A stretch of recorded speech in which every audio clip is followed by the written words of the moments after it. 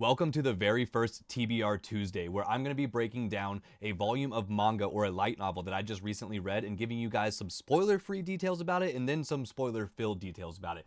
I've got quite the stack here, but let's get started today with Rock Salt. So what if we took an old Western style story based in the late 1800s and then we combined it with all the fantasy elements we know and love? Witches, cryptids, magic, and insane things. Well, that is Rock Salt. My good friend Japanimir, he is the author of Rock Salt, and it is just that. It's a Western style story taking place in the late 1800s, and it follows the main character, Jebediah. Jebediah is a bounty hunter, in fact. He's going around city to city, checking out the wanted posters and taking out the baddies and making a little bag for it. Throughout this story, of course, Jebediah is going through some hardships just being a black man in the late 1800s in America. But man, is this dude sick. So Jebediah stumbles across this bounty that's looking for Bruja Betty, and Bruja means witch in Spanish. This is very much reminiscent of the La Llorona story that you might be aware of. Japanimir does an amazing job of combining elements of that story with this whole Western vibe that we have going on here. So the story of La Llorona is a classic Mexican folklore that follows a woman who unfortunately drowned her children after finding out about her husband's infidelity. In doing so, her spirit was cursed and she is now forced to wander the earth looking for the children that she lost. Well, didn't quite lose. So with that, the story goes, if you hear a woman crying somewhere near a body of water, do not go that way because that is the vengeful spirit of La Llorona coming to take your soul. So Japanimir's spin on La Llorona is Bruja Betty, which I absolutely love the name of. She's an absolutely savage witch who's living out in the woods, all the classic tropes that you would imagine of a witch, but she's abducting children from this village. Jebediah comes into contact with this gentleman named Billy, who ends up pointing him in the right direction. He's like, hey dude, I heard some crazy stuff going around. Can you point me in the right direction? Homie's like, go that way. When it gets really scary, you know you made it. And he's like, all right, this dude's a bounty hunter. He's never dealt with cryptids. This is a world just like our own where cryptids are a myth. They don't actually exist. They're just folklore or stories that you tell to kids to keep them from doing bad things. Like they couldn't possibly be real.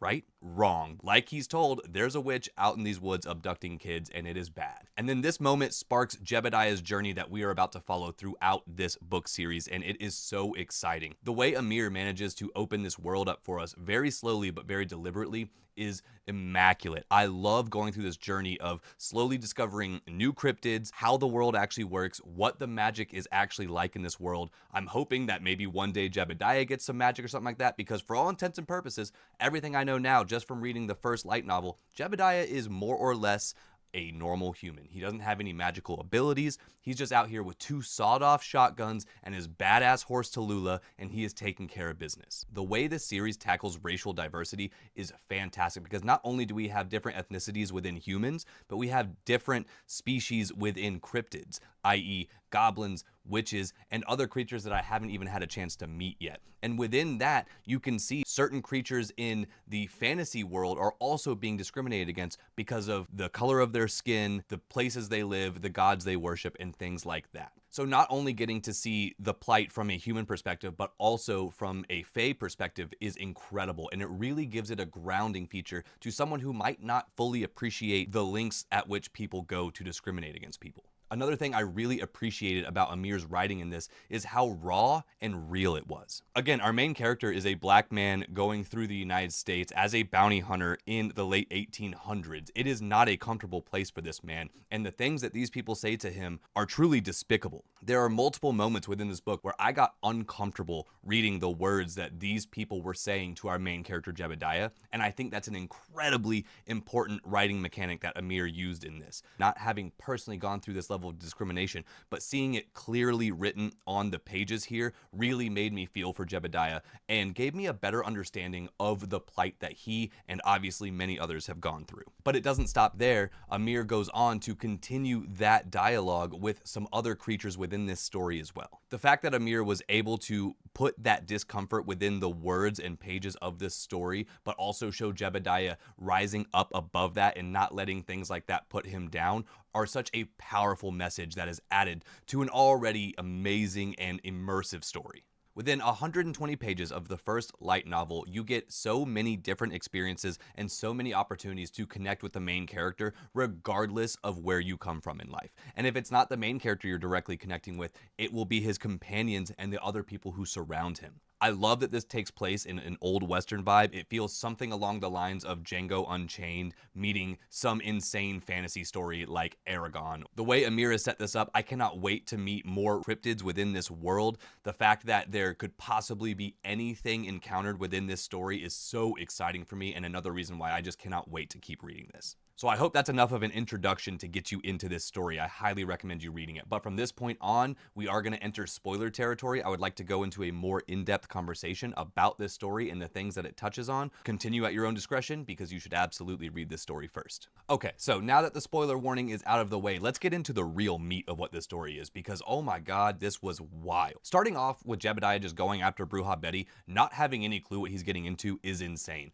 The way he came back to Billy being like, bro, what did you send me to do? You knew that I was pretty much screwed, so why'd you send me to do that? But Billy sliding him some of the rock salt in there made the huge difference, and I thought that was so cool. The way it set up the tension between him walking up to the witch's like cabin or whatever she was in was immaculate. The ghouls that started popping up and him having to kill them, obviously using regular bullets to start off with, failing at that and being like, wait, homie gave me some rock salt, maybe I should use that, and it starts to cook. That was insane. Something I wasn't quite prepared for, but personally I was very happy was in this, was how absolutely savage this book gets. This is not for the faint of heart. This story doesn't pull its punches. This isn't a cleanly wiped, beautiful retelling of the Wild Wild West, which is so romanticized and everything. No, this is real. The stakes are through the roof. One false move and you are completely done in probably the worst way you could imagine. And also, the victims of these witches and other bad guys are going through it, to say the absolute least. Nobody is safe in here. It is known, like I said earlier in the video, that Bruja Betty is a lot like La Llorona. So it's not like she's stealing fully grown adults and doing awful things to them. No, she's taking children, and not just children, infants, babies, and they are not safe in this story, even with an amazing hero like Jebediah come to save them. Unfortunately, you can't save them all. I was truly blown away with the atrocities that the witch was committing within that hut, but at the same time, the level of violence given in this particular moment made it so much more exciting when he started to prevail, getting her chained down and being able to take her out of there. And even though Jebediah was not able to come in there and save every single kid, at least one of them got away. It broke my heart when the first one didn't, though. Oh, again, a page turner to the very end. It was crazy trying to keep up with these fight scenes. This is just built for anime. This entire story obviously would translate so well in an animated format, but so far I honestly really think it would do great in a movie format as well. I think we need someone like Quentin Tarantino directing this movie because A, he's really good at westerns, B, I think he understands the racial side of these things with the stories that he's tackled like Django Unchained, and also just his propensity to violence within his movies. It would fit well with the story being written here because we can't have this story being animated or filmed without the level of violence that's depicted within the book, because it's so important to what is actually happening in the story, and also gives it the rawness and the grittiness that it needs. Because again, this is a Western. Like, it wasn't all sunshine and rainbows during that time. Like, this is a bounty hunter we're dealing with. So, of course, it's going to be dark and gritty. His hands are going to have to get dirty. And on top of that, he's a black bounty hunter in a place that is full of racists. But to my surprise, Jebediah doesn't just take out the witch at the very end of it. To be honest, after seeing what the witch was doing to these people, I would have just blown her head off immediately. There was no justice, but he's a bounty hunter and he's actually here for the bag. That's the real reason he's doing this, right? So he chains her up, goes back and has a conversation with Billy, which I really enjoyed. That conversation with Billy, again, was another amazing grounding point where Billy understands the plight that Jeb is going through, and Billy also understands, at least to a little bit, what's going on with these cryptids. We get to find out about the Illuminati and then the other magical entities that seem to be dealing with these cryptids from the shadows. And I love the way that Amir managed to write the Freemasons and the Illuminati into this. Now, jumping deeper into the book towards the end of it, we actually get an explanation as to why we have three different sections. We have the Illuminati, we have the Freemasons, and then we have Skull and Bone. Seeing the three factions of the cryptid hunters and like where their dogma lies is really, really cool. The fact that we have one sect that is very religious based and all these cryptids are all demons and they should be, you know, cleansed with the word of God. And then we have the scientific side who's like, maybe it's not so God related and maybe we can make this a science so we can be as powerful as these cryptids are. And then on top of that, the Freemasons are floating out there somewhere, and I don't even know much about them just yet. I'm hoping they're the actual good guys, because it's giving the Illuminati definitely bad guys, and Skull and Bone very, very incredibly much so bad guys. But let's backtrack. I got a little ahead of myself there. Jeb ends up getting captured. He ends up getting captured with his witch by this really, really well-dressed gentleman, well-spoken gentleman, it seems like. And that moment was insane. The fact that Jebediah managed to take out like 15 people before getting to this guy. He freed a bunch of women that were tied down and being tortured. Like, again, homie is coming through and just saving the day for so many people. Yet he's fighting against magical beings, and he's just a dude with a couple shotguns. It's so crazy to me still, considering that fact that Jebediah is, for all intents and purposes, just a regular guy. Obviously, he's our hero. He can't be just a regular guy. But still, he's just a human in a cryptid world, and this is wild. So he gets caught, and he meets the little guy that is on the cover of this book. I was wondering when we were finally going to meet him. I love the little goblin character. We're calling him Klaus. He has a name that is very difficult to pronounce, so I really appreciate Amir being like, or writing in Jebediah being like, you know what, bro? I heard Klaus, so I'm just going to call you Klaus. You're going to have to get over that. Love that. Perfect. Great nickname. But they have such a fantastic relationship building. They spend some time in this jail cell, and the goblin is like, bro, I'm a goblin. I'm one of these cryptid creatures. Again, on the racial side of this, the fact that Jeb calls him a cryptid, and he's like, dude, I'm not just a cryptid. Like, I'm a goblin. Like, we deserve names. Like, that's kind of a slur for other cryptids. Like, that is not, like, overgeneralizing them with every other magical creature on the planet is offensive to them. And I love the way that we're getting a perspective from Jebediah, a black man in the West, and then a goblin, which we all know goblins are always the cannon fodder of any fantasy world. And this guy's like, dude, we're just trying to coexist with people. He comes from a specific clan of goblins that are more pacifists. Like, they're not the savage, crazy, just, you know, mass horde attacking type creatures. They actually want to coexist with humans and every other type of creature on the planet. They look at the fact that humans are so willing to put others in bondage over absolutely any difference. It's disgusting to them. And I thought that was such a cool way to depict goblins, because I've never really seen a story that depicts goblins in a more positive light, or at least a sect of goblins in this capacity. So I really like the fact that goblins are getting a moment to shine in this book. From there, the goblin really starts introducing our main character Jebediah to magic. And another thing I thought was so incredibly cool about this story is the way the magic system is working. I don't fully understand how it works yet, but the goblin was able to do healing magic on Jebediah that healed him all the way back to basically his body when he was 18. Not only did it heal the bumps and bruises and scrapes that he had on his body currently at the moment, but it healed all of his past injuries, so it put him back at like peak physical performance. What a magical ability. I don't think I've ever heard of a magical ability that does that level of healing. It's always like surface level stuff. Somebody gets cut on the arm, and then you get to see like the skin grow back, and all right, cool, the cut's now closed. But 9 times out of 10, most healing magic will be like, I can heal the surface issues,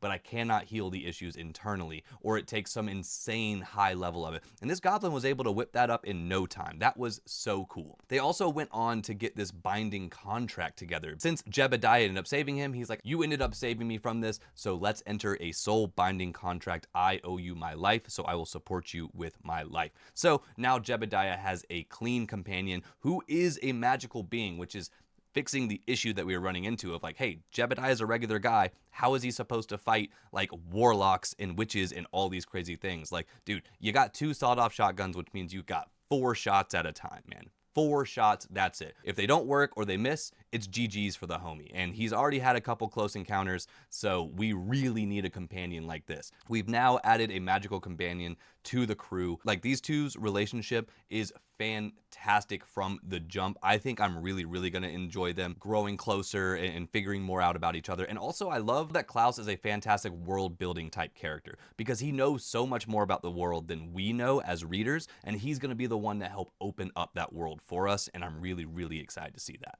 As Jebediah gets them out of their cage, we continue to delve deeper within this dungeon, and of course, we find the experimentation room. They have tons of tanks of children locked up to these tubes, obviously being experimented on. Basically, Skull and Bone is just doing the same thing Orochimaru was doing with the curse marks. They're trying to figure out a way to combine cryptid magical powers with humans, and unfortunately it seems like children are the way to do it. Again, this story does not pull any punches. The descriptive visuals that we're getting in these scenes are horrific. So it does a great job of making you truly hate this organization from jump. So now we really got to talk about T, this crazy warlock character who is doing all the experimenting and is the one who wanted Bruja Betty from Jebediah. T really reminds me of an odd combination of Silco from the Arcane series combined with a character named Durza from the Aragon series. If you've ever read that series, it's a fantasy series about dragon riders and things like that. And Durza is a warlock. He's basically a massive combination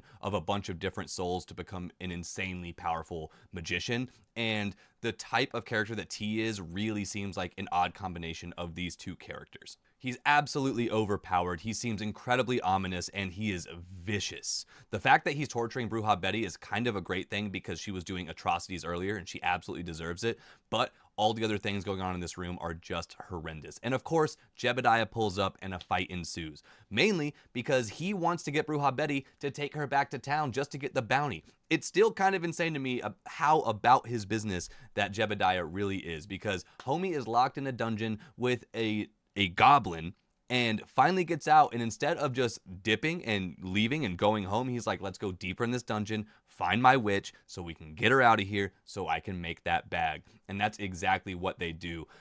Another element that is added in here is these mushrooms that you could potentially eat and just get the powers of a witch all of a sudden. That's a crazy concept. I'm really curious if our hero Jebediah is going to end up having to eat one of those. I also can see the fact that this story seems to be setting up the potential for Jebediah to not want to dip into magic, but be tempted to because he needs more power to succeed in these certain moments. But I'm curious to see what a human dipping into magical things actually does to them, because I have a feeling it's going to take more away than it's going to give him, and it's going to become a plot point that, yes, he might have the ability to activate some magical powers, but should he? And then we deal with this whole moral dilemma. I could see that happening. I don't know. I still have another novel to read. So after this insane fight ensues, Jeb and Klaus make it back to town, and we get to meet Jebediah's love interest. Jebediah's girl, Lainey, reminds me a lot of Maeve from Westworld, if you've ever seen that show. Maeve is also the head of a brothel within the Westworld series, and she is such a badass. She's the one who's looking out for all the girls in the brothel. Yes, they are doing a difficult business, but she is making sure that these men are not taking advantage of these women at all. And not only that, we got Birdie at the front door, who is a behemoth of a woman, apparently, and she's definitely making sure that all these women are safe. And I love the fact that with the first two real substantial women introduced in this story, they're both incredibly powerful characters that I can tell are going to have a lot to do with moving this plot forward. And not only that, but it seems like Jeb's girl has some kind of powers of premonition or mind reading, which is super interesting. And on top of that, Jebediah doesn't know about it, which is a really, really interesting thing. Like, Jebediah just got completely thrown into this world of magic and fairy tale, and his mind is just blowing from it. Like, thank God he had an amazing woman to sit there and listen to him have these conversations so he can start to make sense of all the things that he's seen. But it seems like Lainey and Birdie both seem to have some kind of magical or supernatural powers, and Jebediah is not aware of it, and I really think that Klaus the Goblin is going to be the one to notice it first. And I'm curious to see that if Klaus does end up communicating with Jeb's girlfriend Lainey, do they have the conversation of like, hey, I know you got the vibes, I got the vibes, you got the vibes, we have vibes, we can tell. And she's going to be like, shh, don't tell Jeb, because of whatever reason she might not want him to know. Which is another interesting thing. Like, why not tell Jebediah in this moment that she has some kind of ability? Like, Jebediah is obviously stuck dealing with supernatural issues. Him knowing that his girl has, like, future sight abilities or mind reading abilities might help the story progress a little bit. But we're going to see, I'm sure she has a great reason for keeping this a secret, at least for now. But in all of this, our poor little friend Klaus runs into what is seeming like the Illuminati. They're the very heavy Christian-based sect of organizations that are against cryptids, and it seems like they are against cryptids obviously in the name of God. They look at them all as demon spawns and things that should be wiped from the earth, and the imposing presence of the father with his little subordinate is horrifying. So Jeb ends up completing his mission of dropping off Bruja Betty and getting his bounty for it. He ended up getting $800 from that, which I can imagine in those times is an insane amount of money.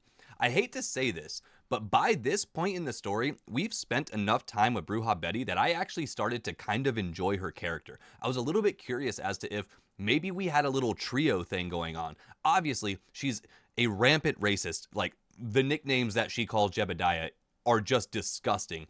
But it's odd that it becomes more of a casual thing with her as opposed to just a straight slur. And I like the way that Amir was able to write Jebediah kind of starting to realize that. Yeah, she's a witch and she's always going to talk like this because she's just an objectively bad creature on this earth. But at the same time, she does find ways to sympathize with Jeb, and he finds ways to sympathize with her. And they kind of realize that they're both in this awful situation, and they realize that they just have to stick together because Bruja Betty's fate staying with Skull and Bone is way worse than whatever it's going to be getting turned in by Jebediah. And maybe, of course, she has some ulterior motive of like, maybe he'll slip up, she'll be able to get away and all of that. But for a moment, I was thinking, hey, Bruja Betty might actually become a part of the crew. And that would be kind of a crazy twist where we have this moment of like this incredibly foul creature who's just racist in all capacities and just the worst being in all respects of the word, somehow getting more humanized, spending more time with Jebediah and Klaus. But unfortunately, that does not happen because the Illuminati, or the seemingly Illuminati characters, end up getting to her and start this ritual, which sounds absolutely horrifying. Golden chains come up and start grabbing her ligaments and slowly pulling them apart. She is suffering on a level that is just unfathomable at this point. Again, not to say she didn't do this to the people who were in her hut, but it is a pretty savage scene to watch. And as Jebediah is watching this, he's like, man, this doesn't seem very godly or very humane. This sounds like pure torture. This father figure actually ends up sprouting wings, and the wings have eyes on them. So it's like one of those biblically accurate angels is what I'm imagining in here, like the seraphim. And he's just using the power of God to just absolutely destroy this witch. And in the last moment, Jebediah decides, you know what, I'm going to put her out of her misery. Because even though she's an atrocious being, Jebediah respects that people should not suffer in this world, and he was not going to stand for watching that. Now, he does not forgive the witch. It's not like he's here to save the witch's life. He just puts her out of her misery. But of course, that pisses off our Illuminati friends. So it ensues in this chase, and that's when we get the moment of Jebediah's girl having this future premonition of him dying. And then she ends up saying, yo, Birdie, pick up this damn wagon and throw it at the Jesus freak over here. Take him out for me, please. And she does, and ends up saving the day, and they manage to narrowly escape. And of course, that's where the story ends, at least for now, in the first volume of Strange Encounters. What a riveting story this was, guys. Like, again, the combination of Western elements with the full fantasy, fae kind of world is so exciting. We have now mentioned witches, warlocks, goblins, elves, which I'm really, really excited to see because apparently the elven magic is crazy. And also, of course, their magic seems to be some of the most powerful. But we're also talking about like Wendigos and like chupacabras. Like, I really have a feeling that we're going to see a little bit of everything. Like, in theory, the Loch Ness Monster should exist in the world that we're reading right here, which is so damn exciting. If somehow Jebediah makes it all the way over there across the pond, maybe we get to see an adventure and see what's up with Nessie, right? I could not recommend this story enough, and I'm going to be diving right into the second book immediately after this. Rock Salt, The Warlock's Reckoning. I cannot wait to see what is going on with T and how Jebediah finds a way to deal with them, or if he finds a way to deal with them. Because again,